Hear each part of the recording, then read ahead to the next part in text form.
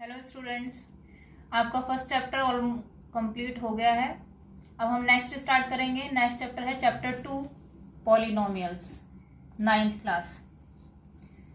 यहाँ पर polynomials start करने से पहले हमें ये देखना है कि पॉलिनोमियल्स का मतलब क्या होता है। पॉली मीन्स होता है मैनी एंड नोमियल्स मीन्स होता है टर्म। नोमियल्स क्या है? टर्म। पॉली मैनी मतलब मैनी टर्म्स का कोई एक्सप्रेशन, उसको हम पॉलिनोमियल्स बोलते हैं। अब एक्सप्रेशन कैसे होता है ये देखिए। ये क्या है? स्क्वायर। अगर मैं कहूँ एरिया ऑफ स्क्वायर बताइए, तो आपको पता है कि एरिया स्क्वायर की सभी साइड्स इक्वल होती हैं। तो अगर ये वाली साइड x है तो ये सभी साइड x होंगी। तो अगर एरिया ऑफ स्क्वायर निकालना होगा तो क्या होता है इसका? Area of square side into side यानी एक्स स्क्वायर। तो ये हमारा एक एक्सप्रेशन निकल के आ गया, जैसे एक्स स्क्वायर। अगर मैं कहूँ इसका पैरामीटर क्या होगा, तो पैरामीटर क्या होता है? 4 इंटू साइड। साइड कितनी है? x, तो 4x। एक एक्सप्रेशन ये आ गया 4x। ऐसे ही जैसे एक रेक्टेंगल ले लेते हैं हम। रेक्टेंगल, इसमें ये l है ये b है। अगर मैं रेक्टेंगल का एरिया पूछूं तो एरिया क्या होता है? रेक्टेंगल का लेंथ इंटू ब्रेथ यानी कि l इंटू बी। तो ये एक एक्सप्रेशन आ गया l इंटू बी। या इसको मैं एक्स वाई भी ले सकती हूँ, कुछ भी ले सकती हूँ। अगर इसका पैरामीटर पूछ लिया जाए तो 2l प्लस बी आपने पढ़ा है। इसका क्या होता है पैरामीटर? 2l plus B. तो ये भी एक टाइप का एक्सप्रेशन आ गया 2l प्लस बी। अब क्या है कि जैसे ये स्क्वायर है, स्क्वायर की मैंने लेंथ, साइड की लेंथ कितनी ली है यहाँ पर? x। अगर मैं यहाँ पर 2 ले लेती हूँ तो ये भी 2 होगी, ये भी 2 होगी, ये भी 2 होगी, ये भी 2 होगी। ये सारी जो लेंथ होगी साइड्स की वो कितनी हो गई? 2। मैं x की जगह पे 3 भी ले सकती हूँ, क्योंकि जरूरी थोड़ी 2 सेंटीमीटर का ही लेंथ वाला स्क्वायर हो। दुनिया में बहुत टाइप के स्क्वायर्स होते हैं। किसी की 2 लेंथ होगी, किसी की 3 होगी, किसी की 4 होगी, किसी की 5 होगी। तो इसका मतलब हमने यहाँ पे क्या देखा कि हम x की वैल्यू को चेंज कर सकते हैं। मतलब कितनी भी ले सकते हैं, 2, 3, 4, 1, 0। मतलब 0 तो नहीं ले सकते, 0 लेंगे तो स्क्वायर ही नहीं बनेगा। 1, 2, 3, 4, 5, 6 कुछ भी ले सकते हैं। इसका मतलब यहाँ पर जो ये एक्सप्रेशन था एक्स स्क्वायर, यहाँ पर हम x की वैल्यू कुछ भी ले सकते हैं। अब हमने एक ये फिक्स्ड एक्सप्रेशन निकाल दिया कि स्क्वायर का जब एरिया निकालना हो तो हम एक्स स्क्वायर लिख दें। और x, अब हमें एक साइड पता होनी चाहिए वैसे स्क्वायर की। कोई सा भी दुनिया का कोई भी स्क्वायर हो, अगर हमें उसकी एक साइड बता दी जाए कि एक स्क्वायर है जिसकी साइड 10 है, उसका स्क्वायर बताइए, तो हमें बस ये पता होना चाहिए। हम यहाँ पे क्या कर देंगे? 10 का स्क्वायर कर देंगे। तो हमें ये पता चल गया कि यहाँ पर जो x है इसकी वैल्यू हम चेंज कर सकते हैं। ऐसे ही यहाँ पर पैरामीटर है, तो अगर इसकी वैल्यू साइड की 2 ले ली तो पैरामीटर भी चेंज हो जाएगा, x की जगह पे 2 आ जाएगा, तो इसका पैरामीटर भी चेंज हो गया। तो इससे हमें क्या पता चला कि जो ये वाला जो एक्सप्रेशन है यहाँ पर भी x की वैल्यू फिक्स नहीं है, चेंज हो रही है। चेंज का मतलब है वेरी हो रही है। क्या हो रही है? वेरी हो रही है। और जब वैल्यूज वेरी होती हैं तो उनको बोलते हैं वेरिएबल्स। यहाँ पे x की वैल्यू फिक्स नहीं है, वेरी हो रही है। वेरी मतलब चेंज हो रही है। चेंज हो रही है तो इन टर्म्स, ये जो x लिखा हुआ है इसको बोलेंगे हम वेरिएबल। क्या बोलेंगे? वेरिएबल। अभी पॉलिनोमियल्स में हम वेरिएबल के बारे में, वेरिएबल्स आएंगे बहुत सारे, तो आपको ये कंफ्यूजन नहीं होनी चाहिए कि वेरिएबल होता क्या है। वेरिएबल वो होता है जिनकी वैल्यू फिक्स नहीं होती, चेंज होती रहती है। अब जैसे यहाँ पे लेंथ इंटू ब्रेथ है, तो जरूरी नहीं है कि एक लेंथ मैंने ले ली जैसे 2 और एक ब्रेथ ले ली मैंने 3, तो जरूरी नहीं है कि एक ही रेक्टेंगल ऐसा होता है जिसकी लेंथ 2 और 3 हो। बहुत सारे रेक्टेंगल होंगे जिसकी किसी की लेंथ 10 होगी, ब्रेथ 20 होगी, ये भी हो सकता है। तो इसका मतलब यहाँ पे l इंटू बी भी चेंज हो रहा है, तो पैरामीटर भी चेंज होगा उसका, यानी यहाँ पर इनकी वैल्यू भी चेंज हो रही है। तो ये दोनों भी क्या हो गए? वेरिएबल। ये दोनों क्या हो गए? l इंटू बी भी एक वेरिएबल हो गए। तो जिनकी वैल्यूज वेरी करेंगी, वेरी या फिर चेंज होंगी, जिनकी वैल्यू चेंज होंगी, फिक्स नहीं होंगी, उनको क्या बोलेंगे? वेरिएबल्स। क्या बोलेंगे? वेरिएबल्स। तो आपको ये टर्म समझ आ गई वेरिएबल। तो आगे जब हम पढ़ेंगे वेरिएबल्स आएंगे तो आपको ये कंफ्यूजन नहीं होनी चाहिए कि वेरिएबल होता क्या है। ओके, चलो तो हम देखते हैं। वेरिएबल आपको समझ आ गया। पॉलिनोमियल होता क्या है? पॉलिनोमियल क्या होता है? पॉली मीन्स मैंने आपको बताया, पॉली का मतलब मैनी होता है और नोमियल्स का मतलब होता है टर्म। मतलब जिसमें बहुत सारी टर्म्स हों। एक टर्म भी हो सकती है और एक से ज्यादा टर्म भी हो सकती है, वो सारे क्या होंगे? पॉलिनोमियल्स। उसको हम डिफाइन कैसे करेंगे? एन अलजेब्रिक एक्सप्रेशन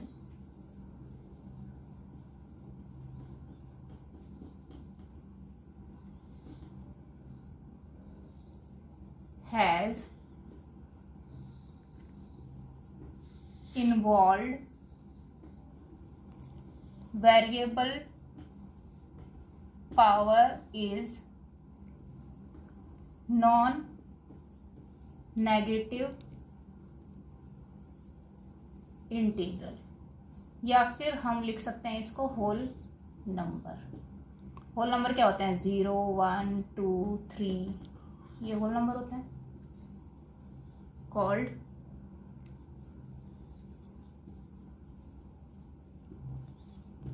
इसका मतलब है कि एक ऐसा एक्सप्रेशन जिसके अंदर जो वेरिएबल होगा, जो भी वेरिएबल होगा उसकी जो पावर है वो होल नंबर होनी चाहिए, यानी कि 0, 1, 2, 3 ये सब होनी चाहिए, माइनस में नहीं होनी चाहिए और बटे में नहीं होनी चाहिए। यानी कि जैसे 1/2 आ जाए तो 1/2 तो रेशनल नंबर होता है, 1/2 होल नंबर नहीं होता।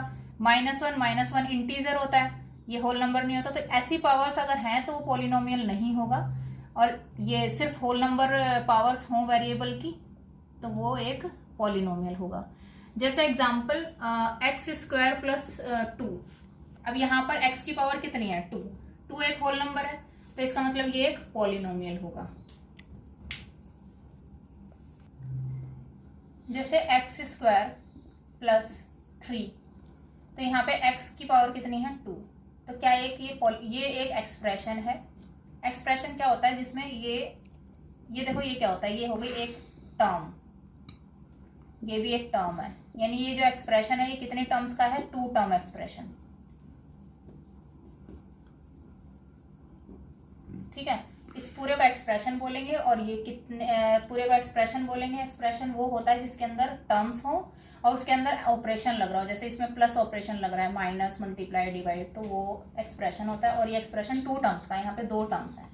अब यहाँ पे पावर कितनी है? हम सबसे पहले ये देख रहे हैं कि ये पॉलिनोमियल होगा या नहीं, तो इसकी पावर है 2 एक होल नंबर है, तो ये पॉलिनोमियल होगा। अगर मैं कहूँ √2x, ठीक है, √2x, तो क्या ये पॉलिनोमियल होगा? तो हाँ बिल्कुल ये पॉलिनोमियल होगा। क्यों? क्योंकि x की पावर क्या है यहाँ पर? 1, x के ऊपर कुछ नहीं है, इसका मतलब x की पावर कितनी है? 1, और 1 एक होल नंबर होता है। लेकिन तो ये क्या हो जाएगा? पॉलिनोमियल। लेकिन अगर मैं कहूँ √x पॉलिनोमियल है, तो यहाँ पर आप मुझे बताइए, √x का मतलब होता है x की पावर 1/2। रूट का मतलब 1/2 बताया था मैंने आपको लास्ट चैप्टर में। तो x की पावर यहाँ पे क्या हो गई? 1/2, और 1/2 एक होल नंबर नहीं होता, इसका मतलब ये पॉलिनोमियल एक्सप्रेशन नहीं है। अगर मैं कहूँ √2x + 1, तो यहाँ पर x की पावर 1 है, इससे कोई मतलब ही नहीं है। अगर यहाँ पर ये जो टर्म है इसके साथ मैं कहूँ कि कोई वेरिएबल है, तो इसके अंदर देखो वेरिएबल ये होता है x की पावर 0। x की पावर 0 किसके इक्वल होता है? 1। तो हम 1 को 1 से मल्टीप्लाई करेंगे 1, तो हम इसको ऐसे भी लिख सकते हैं। तो अगर यहाँ किसी भी ये जो वैल्यू होती हैं ऐसी 1, 2, 3, इनको बोलते हैं कॉन्स्टेंट वैल्यूज। क्या बोलते हैं? कॉन्स्टेंट वैल्यूज, क्योंकि ये चेंज नहीं होती। अगर जैसे मैंने 4x लिखा है, तो यहाँ पे x तो चेंज होगा इसलिए इसको वेरिएबल बोलेंगे, लेकिन ये 4 फिक्स रहेगा इसलिए ये इसको बोलेंगे हम कॉन्स्टेंट वैल्यू। क्या बोलेंगे? Constant value. और ये क्या है? ये है वेरिएबल, ठीक है। तो इसका मतलब यहाँ पर x की वैल्यू जो है होल नंबर है, इसका मतलब ये जो एक्सप्रेशन है ये भी पॉलिनोमियल होगा। देखिए पॉलिनोमियल्स को हम सबसे पहले क्लासिफाई करेंगे on basis of terms. Terms के अकॉर्डिंग हम पॉलिनोमियल्स को क्लासिफाई करेंगे। कौन कौन से होते हैं वो? फर्स्ट एक वर्ड होता है मोनोमियल्स,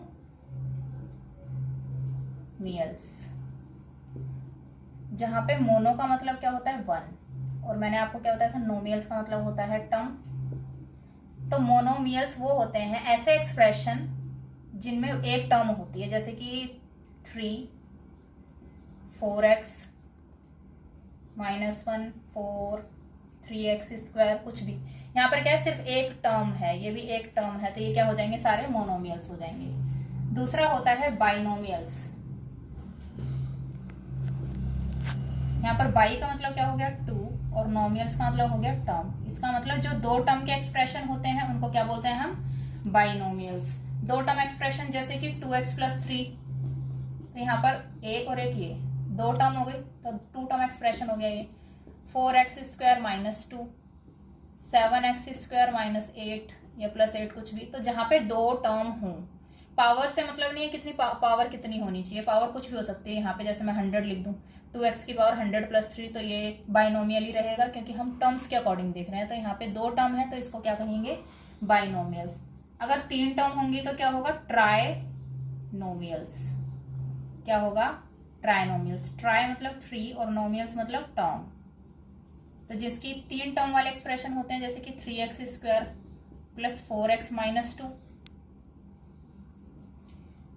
3x² + 8 - 2 + 4। अच्छा, अब जैसे मैंने ये लिखा है 3x² + 8 - 2, तो ये 3 टर्म का एक्सप्रेशन नहीं होगा क्योंकि आपको पता है 8 - 2 तो 6 होता है। इसको तो हम ऐसे लिख सकते हैं सॉल्व करके +6, तो ये 2 टर्म एक्सप्रेशन हुआ, 3 टर्म एक्सप्रेशन नहीं हुआ। ठीक है, तो ये 2 टर्म एक्सप्रेशन हुआ, तो ये नहीं होगा। 3 टर्म का एक्सप्रेशन हम ऐसे लिख सकते हैं प्लस, अगर जैसे इसके साथ कोई वेरिएबल हो तो। आपको समझ आ गया, यहाँ पर जो x ये है, ये क्या है, वेरिएबल्स हैं। ये सारे क्या हैं, वेरिएबल्स हैं, क्योंकि इनकी जो वैल्यूज है वो वेरी करेगी। वेरी मतलब चेंज होगी।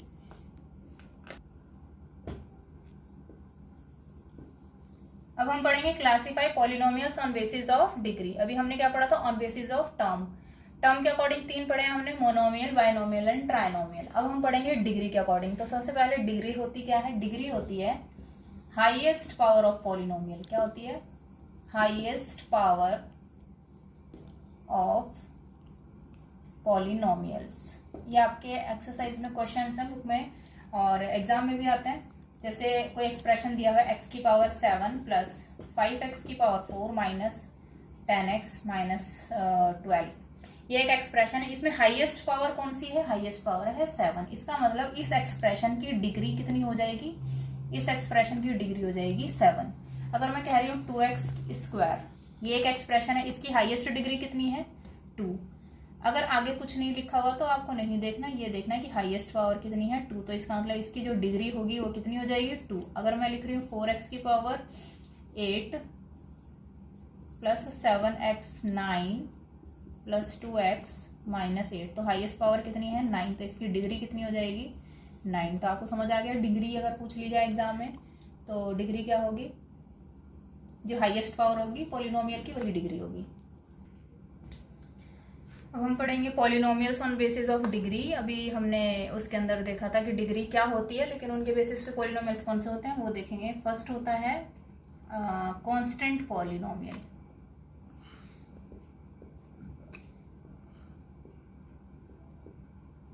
कांस्टेंट पॉलिनोमियल्स कौन से होते हैं, कांस्टेंट आपको पता है जो चेंज ना हो, फिक्स रहे वैल्यू। जैसे क्या होगा 2 3, अगर मैं इसके साथ x लिख दूंगी तो वो तो चेंज वाली वैल्यू आ जाएगी इसके साथ वेरिएबल। तो कांस्टेंट पॉलिनोमियल वो होगा जो फिक्स होगा। ऐसे जैसे 2 3 -3, इस टाइप की जो वैल्यूज होती हैं वो कांस्टेंट होती हैं। अब अगर मैं पूछूं इसके अंदर x की पावर कितनी होती है, और इन ये जो टर्म्स होती हैं कांस्टेंट पॉलिनोमियल, यहाँ पर जो इनकी डिग्री होती है, डिग्री इनकी होती है 0। कैसे डिग्री 0 होती है, जैसे मैंने लिया ये एक 3, ये एक कांस्टेंट पॉलिनोमियल है। इसके साथ मैं ऐसे लिख सकती हूँ x की पावर 0, क्योंकि x की पावर 0 किसके इक्वल होता है, 1 के इक्वल होता है। तो 3 × 1 कितना हो जाएगा, 3 हो जाएगा। तो हम 3 को जब भी आपको कांस्टेंट वैल्यू दिखाई दे तो आपको पता होना चाहिए इसके साथ x की पावर 0 लगा हुआ है। तो अगर इसकी डिग्री पूछ ली जाए तो इसकी डिग्री कितनी होगी 0। हाईएस्ट डिग्री कितनी है 0। 3 के अंदर हाईएस्ट डिग्री कितनी है 0, 2 के अंदर कितनी है 0, क्योंकि इसके साथ मल्टीप्लाई में क्या लगा हुआ है x की पावर 0, इसके साथ भी x की पावर 0 लगा हुआ है, इसके साथ भी x की पावर 0 लगा हुआ है। इसलिए जितने भी कांस्टेंट पॉलिनोमियल्स होते हैं उनकी डिग्री 0 होती है। ठीक है। सेकंड होता है लीनियर पॉलिनोमियल। लीनियर पॉलिनोमियल्स कौन से होते हैं, जिनकी डिग्री कितनी होती है 1 होती है। तीसरा होता है आपका जिसकी डिग्री 2 होती है, उसको बोलते हैं क्वाड्रेटिक पॉलिनोमियल्स। जिसकी डिग्री 3 होती है उसको बोलेंगे क्यूबिक पॉलिनोमियल। जिसकी डिग्री 4 होती है उसको बोलेंगे बाय क्वाड्रेटिक पॉलिनोमियल। ठीक है, जिसकी डिग्री 4 होती है जिसकी डिग्री 3 होती है, जिसकी डिग्री 2 होती है उसको क्वाड्रेटिक बोलेंगे, और डिग्री डबल यानी कि 4 होते ही उसको क्या बोल देंगे, बाई क्वाड्रेटिक पॉलिनोमियल बोलेंगे। अब लीनियर पॉलिनोमियल में डिग्री तो 1 होती है, लेकिन अगर इनमें पूछे कि टर्म कितनी होती है, टर्म, तो कांस्टेंट पॉलिनोमियल में डिग्री 0 होती है और इसमें टर्म कितनी होती है, मैं यहाँ लिख देती हूँ। टर्म होती है इसके अंदर कितनी, 1। देखो ये कितनी टर्म है, 1। इस एक्सप्रेशन में कितनी टर्म है, 1। तो इसके अंदर अगर पूछ लिया जाए कि कांस्टेंट पॉलिनोमियल में कितनी टर्म्स होती हैं, तो 1 होती है। कांस्टेंट पॉलिनोमियल की डिग्री कितनी होती है, तो 0 होती है। लीनियर पॉलिनोमियल के अंदर डिग्री 1 होती है, लेकिन इसके अंदर टर्म्स कितनी होती हैं, लीनियर पॉलिनोमियल टर्म्स देखो, मैक्सिमम टर्म इसके अंदर देखो 2 हो सकती हैं। कैसे मैक्सिमम टर्म 2 हो सकती हैं, 2 टर्म हो सकती हैं। कैसे हम लिख सकते हैं लीनियर को 4x + 3। लीनियर जिसकी डिग्री कितनी होती है, 1। यहाँ पे देखो डिग्री 1 है तो हम इसको 4x लिख सकते हैं। मतलब अगर 4x होता तो ये भी लीनियर होता, 4x + 3 है तो भी लीनियर होगा। इन 2 टर्म्स के अलावा हम 3 टर्म्स में लिख सकते हैं क्या इसको, नहीं। हम मैक्सिमम 2 टर्म्स में ही इसको लिख सकते हैं लीनियर पॉलिनोमियल। तो लीनियर पॉलिनोमियल में मैक्सिमम टर्म्स हो सकती हैं 2 से ज़्यादा नहीं हो सकती। अगर हम लिखना चाहें 4x + 3 + 1 ऐसे भी तो लिख सकते हैं, आप कहोगे, लेकिन ऐसे लिखना, ऐसे इसको तो हम सिंप्लीफाई कर सकते हैं, 3 + 1 4 कर सकते हैं, तो इसको तो 4x + 4 हो जाएगा, ये वापस 2 टर्म्स हो जाएंगी। तो इसको हम 3 टर्म्स में नहीं लिख सकते, मैक्सिमम 2 टर्म्स में ही लीनियर पॉलिनोमियल कंप्लीट हो जाएगा। तो लीनियर पॉलिनोमियल में कितनी टर्म्स होती हैं, 2 टर्म्स हो सकती हैं। ऐसे ही क्वाड्रेटिक पॉलिनोमियल में कितनी टर्म होती हैं, 3 टर्म होती हैं। क्यूबिक फॉर्म में होती हैं 4 टर्म्स। बाय क्वाड्रेटिक में होती हैं 5 टर्म्स। तो आप इससे भी क्या लगा सकते हैं कि अगर डिग्री 1 है तो टर्म कितनी होंगी, 2। अगर डिग्री 2 है तो टर्म कितनी होंगी, 3। अगर डिग्री 3 है तो टर्म्स कितनी होंगी, 4। अगर डिग्री 4 है तो टर्म्स कितनी हो जाएंगी, 5। और अगर डिग्री 0 है तो टर्म्स कितनी होंगी, 1 होंगी। ठीक है, इससे ये मैक्सिमम टर्म्स है, इससे ज्यादा टर्म्स में नहीं लिख सकते हम इसको। अगर आपको लगता है कि लिख सकते हैं तो आप मुझे बताएं, मैं आपका डाउट क्लियर करूंगी। कमेंट बॉक्स में बता सकते हैं आप। तो ये होता है constant polynomial, linear polynomial, quadratic, cubic और बाय क्वाड्रेटिक। किस बेसिस पे, डिग्री के बेसिस पे हम इनको क्लासिफाई करते हैं। अब एक टर्म होती है कोफिशिएंट, वो भी मैं आपको बता देती हूँ।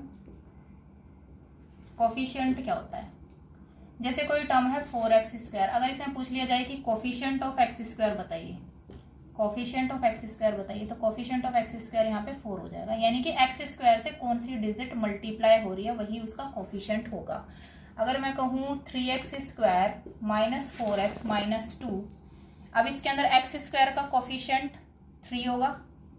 अगर यहाँ पूछ लिया जाए x कोफिशिएंट ऑफ x² तो कितना होगा, 3। कोफिशिएंट ऑफ x पूछ लिया जाए तो -4 होगा, क्योंकि ये -4 ऐसे ही लिखा गया है ना, +-4, प्लस तभी आया, तो -4 होगा x का कोफिशिएंट। और ये क्या है, ये तो कांस्टेंट है, इसके साथ कोई वेरिएबल नहीं है। लेकिन अगर ये पूछ लिया जाए कि x की पावर 0 का कोफिशिएंट कौन सा है, तो आपको बताना है 2 नहीं -2। ठीक है, ये किसका कोफिशिएंट है, x की पावर -0 का। अब हम स्टार्ट करेंगे नेक्स्ट क्लास में आपकी एक्सरसाइज 2.1। ये आपका पॉलिनोमियल का कॉन्सेप्ट था, बेसिक था। इसको आप ध्यान से देखिए ताकि आपको 2.1 एकदम सही से समझ में आए। अब नेक्स्ट पार्ट में हम स्टार्ट करेंगे आपकी एक्सरसाइज 2.1 एनसीईआरटी की। Thank you, stay safe, stay healthy.